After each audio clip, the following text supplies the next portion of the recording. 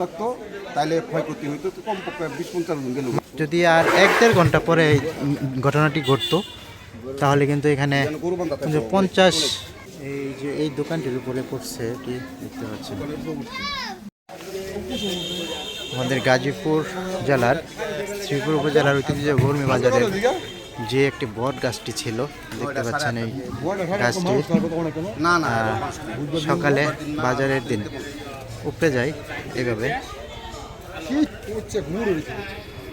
দেখা যাচ্ছে যে এখানে নিচ দিয়ে যে সাইড দিয়ে পাকা করার ফলে নিচ দিয়ে পচে গিয়েছে, শিকড় একেবারেই নেই। অত্যন্ত ঝুঁকিপূর্ণ ছিল বিষয়টি।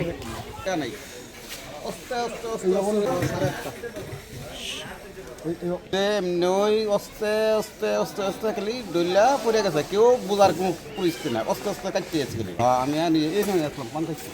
আচ্ছা আচ্ছা,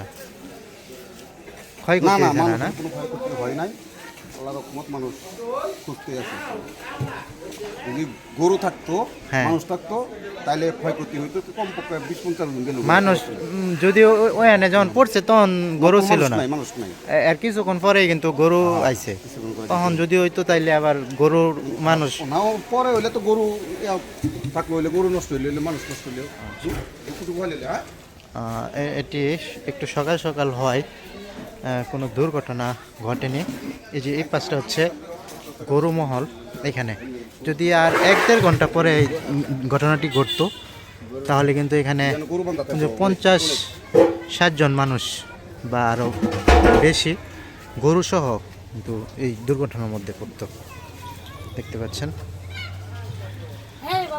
গাছটি একটি ঐতিহ্যবাহী গাছ, অনেক মানুষকে ছায়া প্রদান করেছে।